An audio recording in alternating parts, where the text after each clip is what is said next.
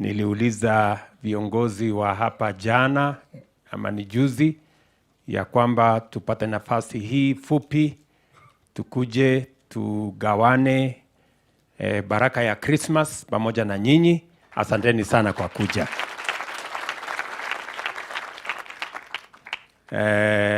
Kila mmoja wenu ambaye mmefika hapa, najua mmetoka nyumbani mahali tofauti tofauti. Mnakaribishwa hapa leo na mnakaribishwa hapa tena, Mungu akitupatia nafasi ingine.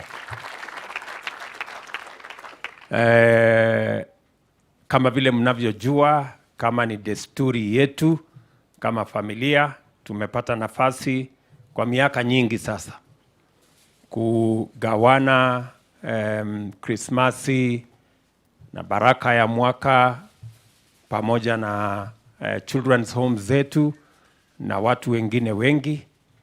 Na siku ya leo ni siku hiyo moja ambaye tunasherehekea kila mwaka. Mumekuja kule Sugoi wakati mwingine, mumekuja nyumbani hapa Eldoret wakati mwingine. Mungu ametujalia leo na mwaka uliopita tumekuja hapa State House. Sinamna hiyo. To you and to all the children of Kenya and to all the people of Kenya, Merry Christmas, happy and wonderful 2024. All our children in the Republic of Kenya have a mother and they have a father. Even the children that are in our streets, even the children in our children's home, they are our children. We gave birth to them. Men in Kenya, women in Kenya are responsible for all the children we have, wherever they are, in our homes, in children's homes, even the children in our streets are our children. And as Kenyans, we must think about them. We must value them, and we must do something about them. And I want to encourage us as a nation. We are truly blessed to have children. Children are a blessing. There are many countries today, they are asking me for people to assist them to work because they have no children. Just imagine. There are many countries in the world today that have no children. They are looking for people to work for them because they have no children. How blessed are we as Kenya that we have children? So we must count the children we have in our homes and everywhere else, including those in our children's home and in our streets. Those children are a blessing to us. There are families who want children they don't have. There are countries who want children they don't have. We are truly blessed to have children, and we must count our blessings. Among them, the children of Kenya. And that is why, as a government, we will go out of our way to do what we must do. As families, we must go out of our way to do what we must do as parents. And even those of us who have bigger hearts and they look after children who are not necessarily their children by birth, they too, I appreciate you as a nation. We appreciate you for doing and going the extra mile to make sure that the children who otherwise would not get help have help. So, asanteni sana. I want to say again to the people that I love, the people of Kenya, we are truly blessed as a nation. We must love this nation enough to count our blessings. Amongst them, our children. All the children of Kenya, the men and women in Kenya are responsible. We are the ones who have brought these children to be. And they are a true blessing to our nation. There are families who shed tears. There are countries who are desperate for children. God has given us a blessing of children in Kenya. Let's look after them. Let us do something about them. And that is why I am really happy to share this moment with you, as a parent, as a Kenyan, to share this moment with all these children.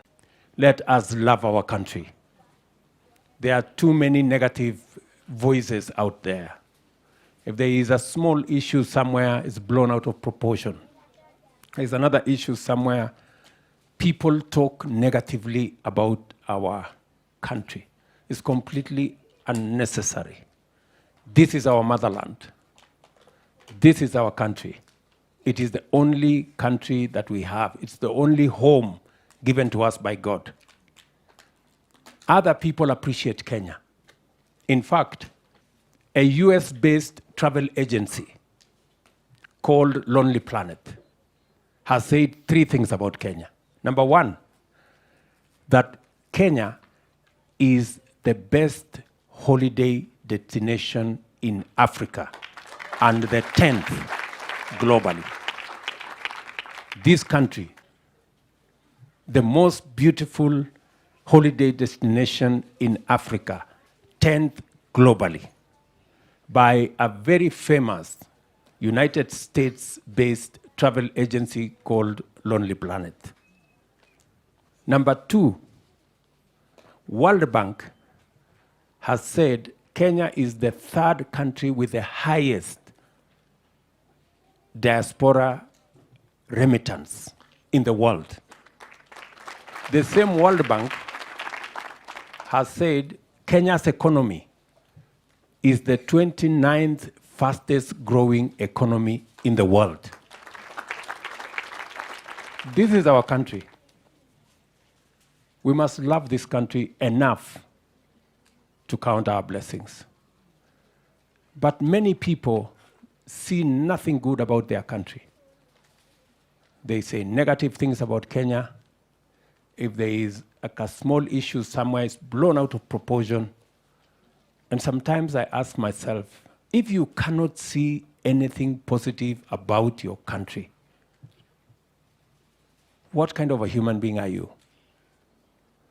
If you can't see anything good about your parents, if you cannot see anything good about your school, if you cannot see anything good about your church, there is something wrong with you. Yeah? So we must, as a country, know, defend our country, defend our nationhood, and love our country so that others can see positive things about Kenya. It is said that Nairobi is the best city to visit in 2024. Our capital, Nairobi, globally, ahead of Paris, ahead of New York, ahead of all the other cities in the world, Nairobi is the best city to visit in 2024. And it is the reason why I have said, because Nairobi is the best city to visit, because Kenya is the most beautiful holiday destination in Africa and 10th globally. That is why I have said, and we have made the decision as a country, that those who want to visit our country should come without the encumbrance of visas, without being asked too many questions, because we want to leverage on the people visiting to Kenya to build our economy, create jobs for our young people, and drive our development. I'm very happy that the perception in Kenya is changing, that many citizens who can afford, the children we have in the street, the children we have in children's home are too few. We can all take care of these children. And I'm very happy that many parents, many families today are looking out to support children in our children's home, children in the street. And because we now have new law that is going to create a mechanism for more people to support children like the ones in front of me. I want to appreciate the Kenyans who have stepped forward. More and more Kenyans have stepped forward to participate in looking after our children, the children who would otherwise be orphans, that we now can provide support for them. And I want to encourage more and more Kenyans to step forward. I said before, we have too many bedrooms in Kenya without children. Empty beds in our homes. We have empty seats on our dining tables that do not have children. Please, let us make those empty beds useful. Let's make those empty seats at the table. These children of Kenya, they can be part of our families. They can be part of our society. And they are wonderful children, innocent human beings, God's creation. So let's see how we can do it together as the people of Kenya, as we love our nation, as we love our children, as we do the best for Kenya. A few people look at these children negatively. I want to persuade Kenyans to look positively. Those children in the streets, those children in our children's home, they are our children. They are God's blessing to our nation. Let's look after them. Let's do something about them. Let's provide for them. So, karibuni sana, and I want to tell you, you're truly blessed, and you are in God's plan. You kids, mnanielewa? You are in God's perfect plan, and therefore you should be proud that you are a Kenyan, you live in this country, you have a children's home, you have people looking after you, and we will go after all the other children. I am very confident that under the new